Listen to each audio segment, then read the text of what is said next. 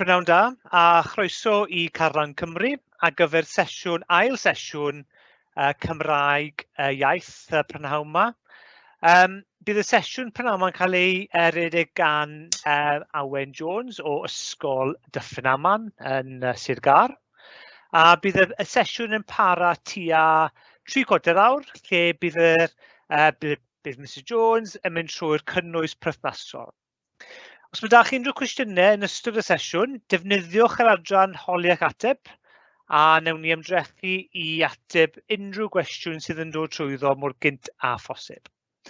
Bydd y sesiwn yn cael ei recordio, gyda recordiad ac unrhyw adnoddau perthnasol yn cael ei uwchlwytho ar wefan e-sgol. Iawn, Mr Jones, bant a chi. Diolch. Prynawn da I chi a chroeso i'r ail sesiwn. Wythnos yma tŵr ydym yn mynd I ganolbwyntio ar 1-2 y papur arholiad ac hefyd yr adran B sydd yn golygu I chi ysgrifennu yn ystynedig. Felly, wythnos diwethaf edrychon ni ar ambell I ffurf a fydde modd I chi ysgrifennu o dan y ffurf disgrifio. Wythnos yma ni'n mynd I barhau gyda'r ffurfiau disgrifio ac yna ar y diwedd edrych ar enghraifft o ateb ac yna penderfynu pa fand marcio mae hyn yn cyrraedd. Iawn te, yn gyntaf, wythnos diwethaf fe wnaethon ni edrych ar sut I gynllunio ateb I gwestiwn B2. A ydych chi'n gallu cofio sut ydych chi'n mynd ati I gynllunio ateb ar gyfer y cwestiwn B2?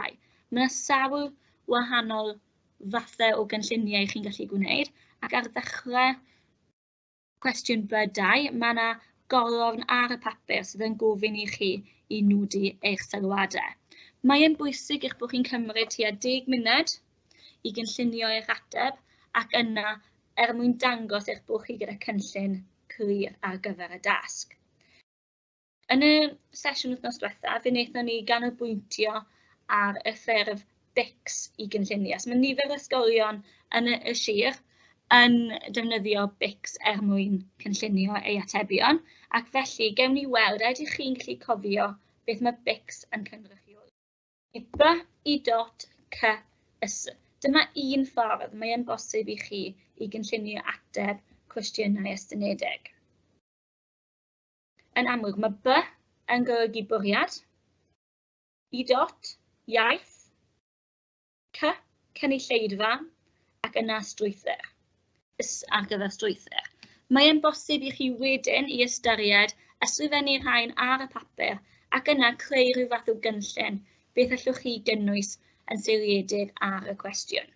Yn debyg i'r hyn a gyflwynes o wythnos diwethaf, fe fydd yna enghraifft o BICS ar gyfer pob math o ysgrifennu, ac yna fe fydd yna enghraifft o dasg ysgrifennu wedi cael ei uwcholeuo mwyn I chi sicrhau beth sydd angen I chi gynnwys mewn tasg ysgrifennu. Felly, yn gyntaf, y ffurf ni'n mynd I ganolbwyntio arno yw ymson. Meddyliwch, beth yw ymson? A ydych chi yn gallu ystyried beth yw ymson a pa nodweddion arddull sydd angen I chi gynnwys yn y dasg. Mae modd i'r arholwyr ofyn I chi ysgrifennu ymson ar gyfer nifer o wahanol bethau. Ond ymson yw tasg sy'n gofyn I chi I nodi eich meddyliau a'r teimladau yn seiliedig ar dasg neu amser penodol. Felly ar y sgrin, fel y welwch chi, mae yna enghraifft fer o ymson. Dyma gyfle I chi I ddarllen yr ymson ac yna I uwcholeuo nodweddion arddull. Gofynnwch y cwestiwn. Beth llwn ni gynnwys? A oes angen I ni gynnwys cwestiynau? A oes angen enghreifftiau o ansoddeiriau I ddisgrifio eich teimladau a'ch meddyliau? A oes angen I chi ysgrifennu yn y person cyntaf neu'r trydydd person? A ydy'r ymson yn sôn amdano chi? Gan ein bod ni yn disgrifio yr hyn sydd yn digwydd, ac yna yr hyn sydd yn mynd mlaen yn ein meddyliau, y llais bach yna sydd yn dweud wrthon ni sut I deimlo, yn y dasg ymson mae rhaid iddyn ni ysgrifennu yn y presennol. Felly, y presennol mae hynny'n holl bwysig ar gyfer ymson. Hefyd, mae'n bwysig ein bod ni'n cynnwys cwestiynau I ddangos i'r gynulleidfa ein bod ni'n cwestiynu beth sy'n digwydd. y cwestiynau hyn sydd yn cyrraedd ein pennau ni wrth i ni wneud. Dychmygwch, a fyddwch chi yn gallu ysgrifennu ymson gwers olaf eich ysgol. Beth oedd yn mynd trwy eich meddwl pryd hynny? A ydych chi wedi cael digon o'r amser? Yna, mae angen i chi gynnwys teimladau a meddyliau. Unwaith yn rhagor yn pwysleisio hyn, fe fydda angen i chi i gynnwys ansawdd eiriau. Ansawdd eiriau mwyn i'r gynulleidfa deall y ffordd i chi'n teimlo. Yn amlwg, mae rhaid i chi ddisgrifio'r digwyddiadau, beth i chi'n gweld, beth i chi'n clywed, beth yw eich teimladau chi. Mae hyn i gyd yn ychwanegu at y darn ac yn cyflwyno y dasg. Hefyd, mae yn bwysig ei bod ni'n ceisio gwneud ein ymson yn ddiddorol. Sut ydyn ni'n gwneud hynny? Wel, nodweddion arddull. A oes yna enghreifftiau o idiomau, cwestiynau rhethregol, trosiadau, caffaelybiaethau, brawddegau byr. Dyma technegau arddull yr ydych chi gyd yn gyfarwydd ohono, ond mae yn bwysig eich bod chi'n cynnwys nhw yn eich gwaith mwyn cyrraedd y safonau gorau. Wel, ar y sgrin nesaf, dyma i chi enghraifft o ymson gyda'r atebion. Dyma ambell i ffurfiau sydd angen yno chi ac nodweddion ar gyfer y ffurf ymson. Fel allwch chi weld, mae yna dipyn o ansawdd eiriau. Yn amlwg, mae yn bosib i ychwanegu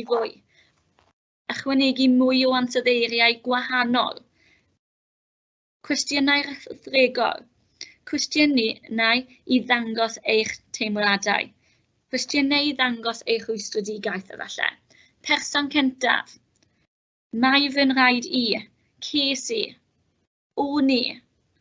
Eisteddaf.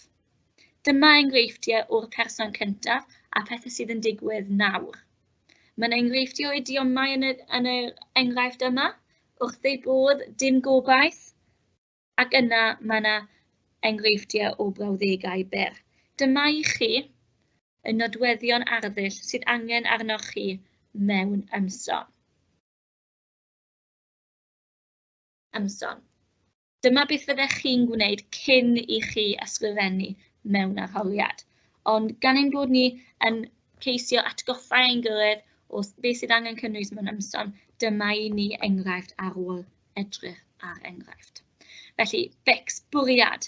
Ysgrifennu ymson, disgrifio teimladau a meddyliau. Dyma beth yw bwriad ymson ar gyfer pob cwestiwn. Iaith. Wel, yr iaith, berfau person cyntaf presennol. Iaith anffurfiol. Yr iaith i ni'n defnyddio. Y iaith lafar. Y llif meddyliau. Llif meddyliau yw'r syniadau hyn sydd yn mynd trwy ein meddyliau ni. Ein teimladau, beth i ni'n meddwl amdano. Sut mae ein ymenydd yn gwibio o un peth i'r llall. Ac yna technegau arddull i ddal sylw. Yn barod i ni wedi sôn am idiomau, brawddegau byr, cwestiynau rhethregol. Caffaelybiaethau mwyn ychwanegu at y naws hyd yn oed yn fwy, yr ansawdd o eiriau mwyn pwysleisio. C yn cynrychioli cynulleidfa, lle mewn ymson, does dim cynulleidfa benodol fel arfer, ond mae rhaid dal sylw y person sy'n darllen. Ac y ffordd orau o wneud hyn yw defnyddio technegau arddull. Strwythyr. Gydag ymson, does dim strwythyr pendant. Mae ei gyd yn cael ei gyrru gyda teimladau, llif meddyliau ac yna synhwyrau. A dyna beth sy'n bwysig, ein bod ni yn gallu dychmygu ein bod ni yn eich sefyllfa chi. Felly yn dilyn y sleid yma, cewch chi enghreifftiau o gwestiynau ymson mwyn i chi i ymarfer. Fel gwelwch chi, mae yna 4 cwestiwn. Mae pob cwestiwn yn gofyn i chi ysgrifennu tua 350 o eiriau hyd at 500 o eiriau. Ac mae yn bwysig eich bod chi'n ymarfer i ysgrifennu i cwestiwn tebyg mewn 40 munud. Dyma'r amser y byddwch chi gyda mewn arholiad TGAU. 10 munud i gynllunio a 40 munud i ysgrifennu. Ar gyfer y dasg, fe fydden ni'n disgwyl eich bod chi'n gallu ysgrifennu tudalen a hanner yn yr amser yma. ond tua 350 i 500 o eiriau. Mae'n bwysig bod chi ddim yn mynd ati i gyfri pob gair, oherwydd mae hynny'n gwastraffu amser. Mae'n well i ddefnyddio eich amser mwyn darllen dros eich gwaith, mwyn ceisio cywiro camgymeriadau ac yna ychwanegu effaith mwyn gwneud yn fwy diddorol i'r darllenwyr. Iawn te, yn math nesaf o ffurf ysgrifennu yw blog. Mae blog yn rhywbeth i ni fel arfer yn gweld ar y cyfrifiadur ar y we. Mae yna ddau flog, blog mynegu barn ac yna blog sydd fel dyddiadur. Yn yr enghraifft yma, welwn ni blog sydd yn cyflwyno teimladau a meddyliau. Felly enghraifft o flog sydd yn debyg i ddyddiadur. Y tro yma, Angela White sydd yn cyflwyno teimladau ynglŷn â digwyddiad sydd yn yr enghraifft. Felly cawn ni weld, ystyriwch, darllenwch yr enghraifft. Mis Mel gwahanol, mae'r person yma wedi priodi. Mae'r briodas wedi ei threfnu. Medi 40 11 o'r gloch, eglwys San Pedr Llanffair ac yna'r gwestri i'r Cymro. Mi ddaw'r gwahoddiadau mewn dra a bryd. Yn mis Mel ydy'r broblem rwan. Mae pobl yn mynd ar fis Mel mwy a mwy drud y dyddiau hyn, ond rydych ni am fod yn wahanol. Un mis Mel sydd yn tyfu mewn poblogroedd mae'n debyg ydy nenblymio tandem. Mae rhai pobl ifanc fel ni yn mynd i nenblymio yn bar fel un o anturiaethau cyntaf i bywyd priodasau. Dwi'n cyfadde na fyddwn ni byth yn breuddwydo nenblymio ar fy men fy hun, ond dwi'n bodlon ystyried nenblymio tandia gyda ngŵr. Cawn weld bydd rhaid ystyried yn ddwys ac yn ddifrifol. Dwyt ti ddim yn gall, dos i Barbados neu rhywle fel Gwlad Tai ymlacio a chael hwyl. Felly y teimladau mae'r person yma yn teimlo. Dyma beth yw'r blog hyn. Darllenwch chi. Ystyriwch pa fath o nodweddion arddull sydd yn y blog. Hefyd ystyriwch beth sy'n cael ei nodi ym mhob paragraff. Pa fath o enghreifftiau sydd. Oes yna enghreifftiau o ansawdd eiriau, cwestiynau, idiomau, brawddegau byr. Ydy yw e'n cyfeirio at ystadegau mwyn pwysleisio rhyw ffaith penodol. Dyma'r mathau o bethau gwahanol y byddech chi'n disgwyl ynddo mewn blog. Unwaith yn rhagor yn dilyn yr enghraifft yma, mae y dasg wedi cael ei tanlinellu gyda nodweddion penodol mwyn tynnu eich sylw atyn. Beth sydd gyda ni? Teitl clir. Cyfeiriad safle penodol. Gan ystyried bod y math yma o ysgrifen fel arfer ar y cyfrifiadur ar y we, mae'n bwysig ein bod ni yn nodi cyfeiriad safle penodol. Y dyddiad, pryd i ni'n sôn amdano fe. Profiadau personol, tudalen ddeniadol, y lluniau, ac yna i ni gyda wybodaeth. Hefyd, mae yna enghreifftiau o iaith naturiol. Mae'r iaith yn iaith bydden ni'n defnyddio wrth siarad. Yn real cysurwr, dyna rhywbeth y bydden ni'n dweud ar lafar, yn hytrach na ysgrifennu yn ffurfiol. Sylwadau'r darllenwr, nodi beth mae pobl eraill yn meddwl, ac yna defnyddio hynny yn ein blog ni. Siarad gyda'r darllenwyr, cyfeirio gan ddweud diolch Meira. Mae hynny'n dangos ein bod ni yn adnabod ein cynulleidfa, yn gwybod y pwrpas y darn. Mae yna dipyn o enghreifftiau o ansawdd eiriau, mwyn pwysleisio hyn sy'n cael ei disgrifio. Allwch chi danlinellu hynny. Mae yna enghreifftiau o gwestiynau. Ond beth aset ti'n llewygu? Ydy dy bigyn Christi wedi clirio? Dyma enghreifftiau o gwestiynau i chi. Cyfeirio at ddyddiadau, Medi'r 40 nodi yn glir ble mae hyn yn cael ei gynnal. Defnyddio idiomau, ar fy mhen fy hun. dros ben llestri. Ystadegau 92% o farwolaethau nenbrymio yn digwydd oherwydd camgymeriadau. Y defnydd o ebychnodau mwyn pwysleisio rhywbeth. Mae rhaid I ti wneud popeth i'r funed. Wranda ar y cyfarwyddiadau. Diolch Meira. Mae rhain I gyd yn bethau sydd yn pwysleisio.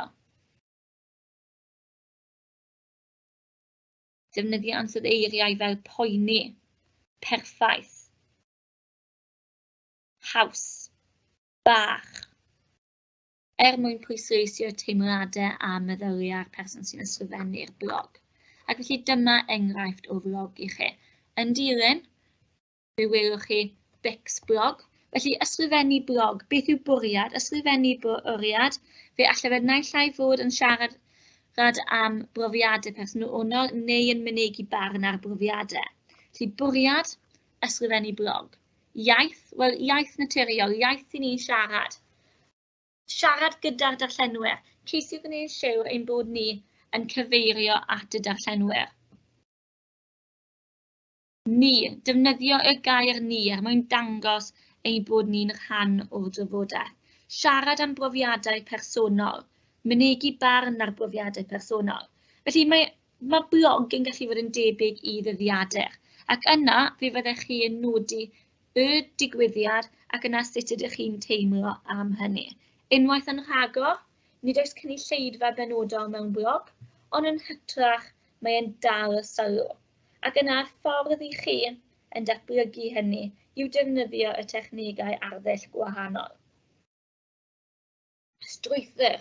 Mae strwythur yn hollbwysig ar gyfer y ffurf blog. Mae disgwyl eich bod chi yn cynnwys cyfeiriad safle personol, dyddiad, teitl clir, lluniau dyniadol, lluniau sy'n dal eich sylw, tudalen dyniadol. Defnyddio nodweddion arddull I greu effaith.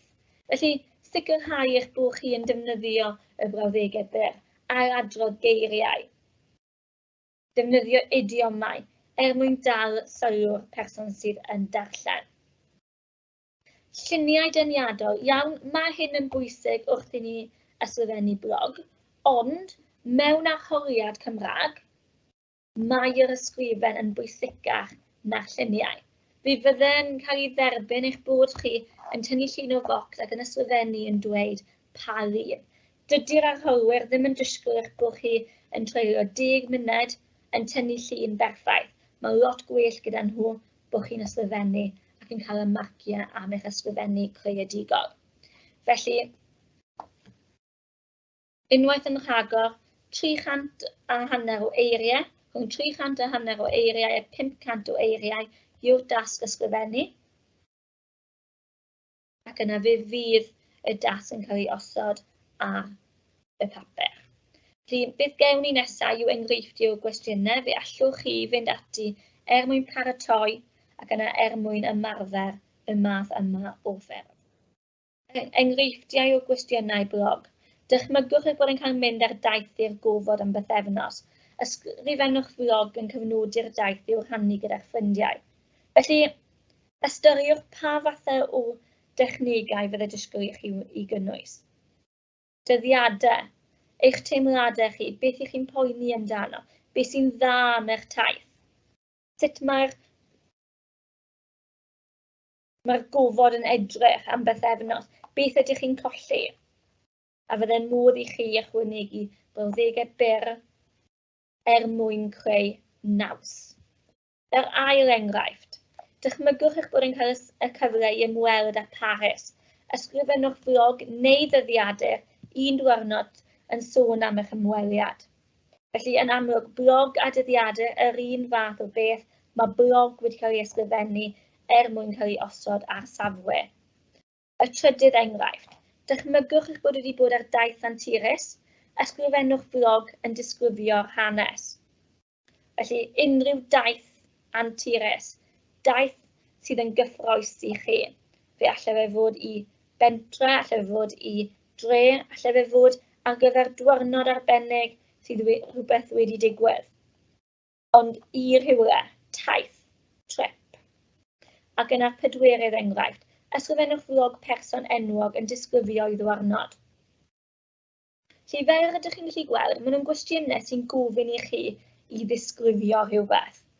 Ond sicrhewch fod yna digwyddiadau yn digwydd sydd yn mynd i ddal sylw y darllenwyr ac hefyd sydd yn sicrhau eich bod chi yn ennill marciau da. Mae angen dangos eich bod chi'n gallu ysgrifennu'n eiddfed, yn gallu disgrifio'n dda, a defnyddio geirfa Cymraeg cywir. Iawn te, y ffurf nesaf, y cyn gwestiynau 1 a 2. Dyma enghreifftiau i chi o gyn gwestiynau 1 a 2 sydd wedi cael eu cyflwyno yn ystod y blynyddoedd diwethaf.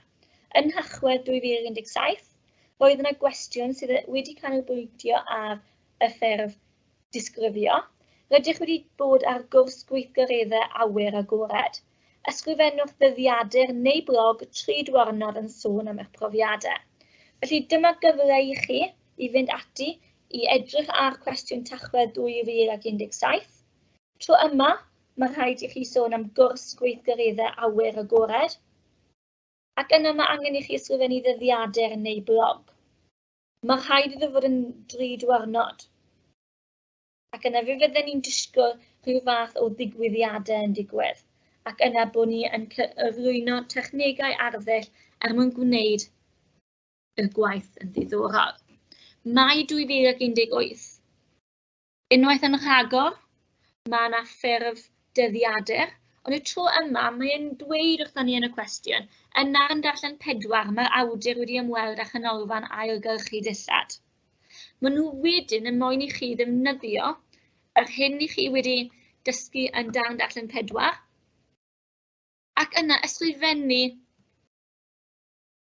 dyddiadur yn disgrifio'r ymweliad.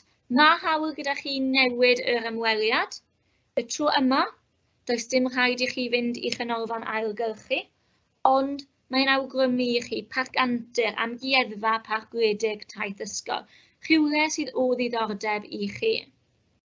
Felly mae yna gyswllt rhwng y darnau darllen, y themau sydd yn bodoli yn y darnau darllen, ac yna'r cwestiwn uned, cwestiwn B2 sydd yn ymddangos yn yr adran ysgrifennu.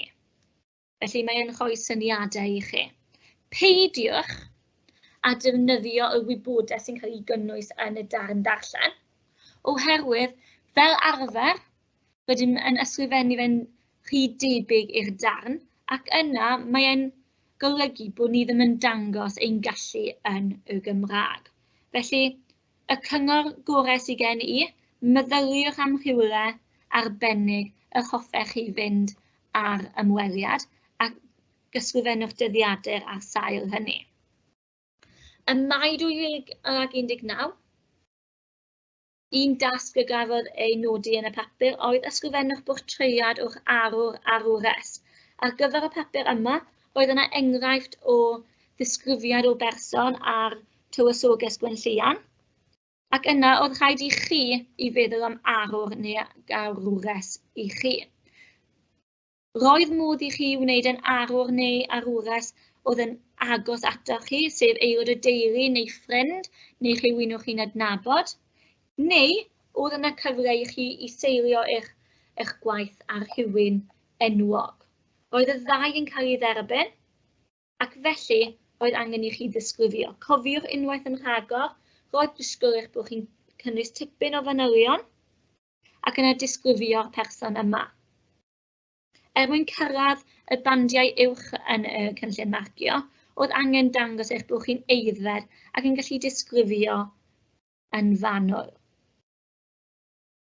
Ar gyfer y dasg yma, petai chi wedi dewis arwr neu arwres enwog, fe fyddech chi yn cynnwys fwy o ffeithiau yn eich gwaith yn hytrach na disgrifiad corfforol a personoliaeth y math o berson i chi, a fydde modd i chi i gyfeirio at yr hyn yr oeddech chi wedi dysgu, a pam bod nhw'n bwysig i chi, a pam bod chi'n gweld nhw fel arwr neu arwres.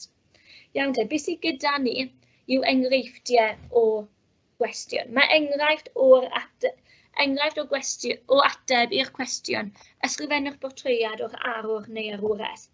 Nid oes yn rhaid i'r person fod yn enwog, dewch esbonio pam mae'r person yn arwr arwres i chi, a gallwch sôn am ymddangosiad, cymeriad, personoliaeth, arferion a perthynas a phobl eraill. Felly, dyma gyfle i chi i fynd ati i ddarllen. Mae gen i chi yr adnodd yma, gallwch chi argraffu ac yna creu nodiadau. Ond gawn ni ddarllen. Aneurin Bevan, arwr o wnaeth newid ein system iechyd am y gorau. Heddiw, dwi am gymryd y cyfle i ddathlu hanes dyn a wnaeth newid hanes ein cenedl ac hanes gweddill y Deyrnas Unedig. Wedi geni yng Nghymru ac yn Gymro Gymraeg, Aneurin Bevan oedd y sylfaen sefydliad rhywbeth mae nifer ohonom yn gymryd yn ganiatol, ond sydd yn gwbl hanesyddol ymysg gwledydd y byd. Hynny yw y Gwasanaeth Iechyd Genhedlaeth, CIG. Am nifer fawr o flynyddoedd, mae'r GIG wedi cynnig gofal meddygol i bob unigolyn, trwy'r dydd bob dydd. Sefydliad y GIG. Ar ôl i'r ail rhyfel byd dod i ben yn 1945, roedd yna nifer o ysbytau, nawr gwag a nifer fawr o welau ysbytau, rheini'n gwag hefyd, ac felly dod lan gyda syniad cwbl unigryw, newydd ac oedd yn cymryd tipyn o risg. Hynny yw sefydlu gwasanaeth cenedlaethol oedd yn cynnig gofal meddygol am ddim i boblogaeth y genedl, wedi ei rannu gan treithi poblogaeth. Roedd yna nifer o feddygon yn ei herbyn, a nifer o boblogaeth yn anfodol i dalu am ofal meddygol pobl arall. Hynny, a sefydlu'r GIG yn ei flaen, a pan ddechreuodd y GIG cynnig ei wasanaethau i'r boblogaeth, roedd cynifer o boblogaeth y Deyrnas Unedig yn ei ddefnyddio'n aml, ac yn cymryd y gofal oedd ar gael i'r boblogaeth. Methiannau ariannol y GIG. Roedd yna methiannau o'r system yn gychwynnol, gyda'r amcangyfrif o faint byddai'n cael ei wario fewn flwyddyn cyntaf, yn cael ei ddefnyddio mewn cwpl o wythnosau. I gost y gwasanaeth fod i nifer o rhwystrau cyntaf sefydliad y GIG, credai fod e'n gywir i ddweud bod manteision y cynllun wedi cael ei brofi'n gywir, a byddai canryn mawr o boblogaeth yn cytuno ar ffaith bod sefydliad y GIG wedi gwella iechyd ein cenedl yn ogystal â adnabod TGAU a Chymru yn pedwar ban y byd. Fel dywed y meddyg Charles Davies, mae'r GIG wedi profi'n gwbl llwyddiannus i'r TGAU a dewrder un Cymro cymerodd i newid y genedl am weddill ein pres. Felly, dyma enghraifft i chi a gafodd ei ysgrifennu mewn arholiad Cymraeg. Felly, os edrychwn ni arni, mae na dasg o safon dda yma.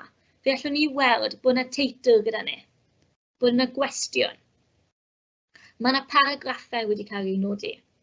Hefyd, mae is-deitlau sydd yn rhoi syniad i ni pa wybodaeth sy'n cael ei gyflwyno yn y paragraffau nesaf. Mae'r person yma wedi cyflwyno ffeithiau am Aneurin Bevan.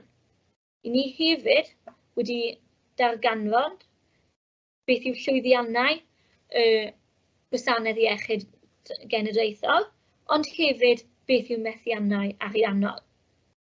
Ar ddiwedd y dasg yma, mae'r ymgeisydd yma wedi cofnodi dyfyniad. Dyfyniad yn dweud pa mor llwyddiannus oedd Aneurin Bevan. A dyma ffordd dda o orffen y dasg. Felly, fe wnewn ni edrych ar y dasg yma yn ofalus fesul paragraff mwyn i chi gael syniad o fa mor dda yw'r cynnwys a'r mynegiant. Felly, yn gyntaf, edrychwn ni ar y paragraff gyntaf, Aneurin Bevan. Felly mae prif deitl yn crynhoi. Mae'r teitl yma yn dweud wrthon ni'n syth beth yw barn y person am Aneurin Bevan. Yna, mae'r ymgeisydd wedi dechrau gydag heddiw dwi am gymryd y cyfle i ddathlu. Mae'n paragraff agoriadol sydd yn nodi bwriad y darn. Yn y paragraff nesaf, cawn rhestr o ffeithiau, cawn wybodaeth ychwanegol am Aneurin Bevan, ac yna rydyn ni'n dysgu mwy amdano. Sefydliad y GIG.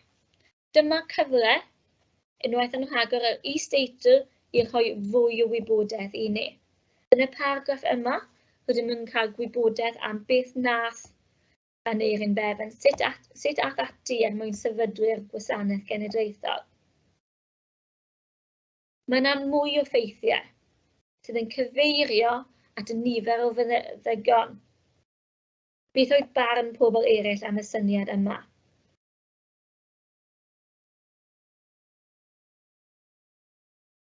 Hefyd, wrth i ni fynd ymlaen, cewn ni is-deitl arall yn dangos i ni beth mae paragraff nesaf yn sôn amdano. Yna mae paragraff gyda ni sydd yn nodi methiannau, y pethau nath yn Eirin Evan ddim llwyddo i wneud.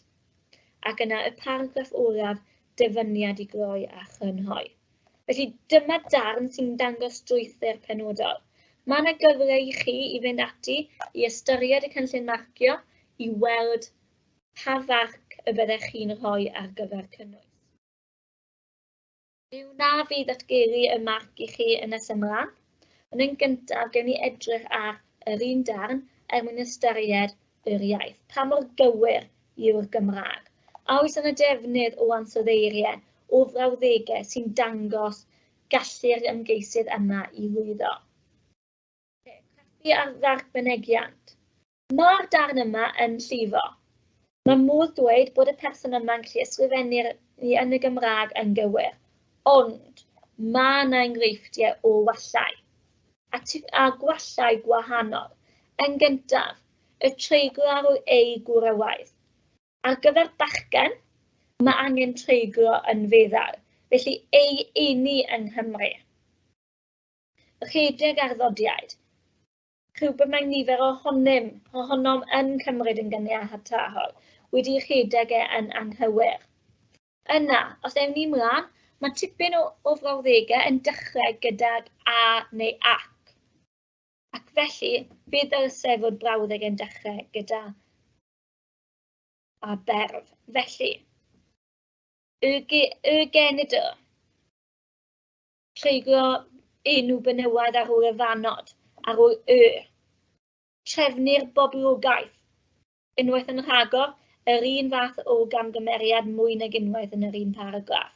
Felly, os ych chi'n cyfeirio at enw benywaidd, mae angen treiglo yn feddal ar ôl Hefyd, fe welwch chi fod yna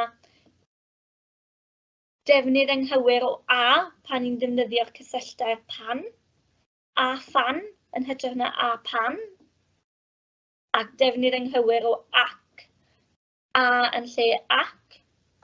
Yna, ac byddai, y rheol cytsain llyfariaid. Beth yw'r wahaniaeth rhwng a, ac a gyda to? A ac yn golygu and, ond a gyda to yn golygu gyda. Treiglo enw benywaidd ar ôl neu yr. Yna treiglo'n feddal ar ôl arddodiad, a mae'r argan heb i o dan dros drwy wrth hyd. Dyma arddodiad y byddech chi yn nodi yn eich gwaith, ond mae rhaid bod ni yn cofio i dreiglo'n feddal ar ôl pob un ohonynt. Dyma marciau ar gyfer y traethawd yma, y cwestiwn portread. Mae'r dasg hon wedi cael ei farcio gan arholwyr cybac, ac felly mae'r ymgeisydd yma yn cael 15 o farciau ar gyfer cynnwys, 15 allan o 20, lle angen mwy o eiddfedrwydd i gyrraedd band yn uwch. Mae angen hyd yn oed fwy o ddangos ei bod yn gallu ysgrifennu yn fwy hyderus i gyrraedd y 20. Mynegiant, mae adnoddau iaith da a dealltwriaeth da o gywair. Mae llawer o eirfa, ond mae cymysgu.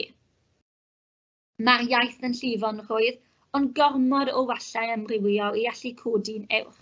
Mae yna dipyn o wahanol wallau, ac yna dim o'r un sydd yn mynd trwyddi draw, mae'n amrywiaeth o wallau yn y dasg yma. Felly, dyma y wybodaeth ar gyfer y dasg B2, sef ysgrifennu yn ystynedig ar gyfer yr adran B yn yr arholiad 1-2. Mae'r dasg ysgrifennu wedi cael ei marcio allan y cynnwys allan o 20 a'r mynegion allan o 15. Ac mae yna modd i chi fynd ati mwyn ymarfer ysgrifennu yn greadigol ac i geisio cyrraedd y bandiau uwch. Mae gennych chi dipyn o enghreifftiau erbyn hyn o ffurfiau gwahanol. Mae hefyd gopi o bics mwyn i chi gynllunio. A hefyd mae yna gopi o'ch cynllun marcio mwyn i chi i gymharu eich gwaith chi. Hefyd, allwch chi ddefnyddio'r enghraifft yma o bortread mwyn cymharu ac i gwella hyd yn oed yn fwy. Sut fyddech chi'n mynd ati mwyn gwella y dasg yma mwyn cyrraedd marc yn uwch? Felly, dyna chi tipyn o ffurfiau. Oes unrhyw gwestiynau? Oes gan unrhyw un gwestiynau?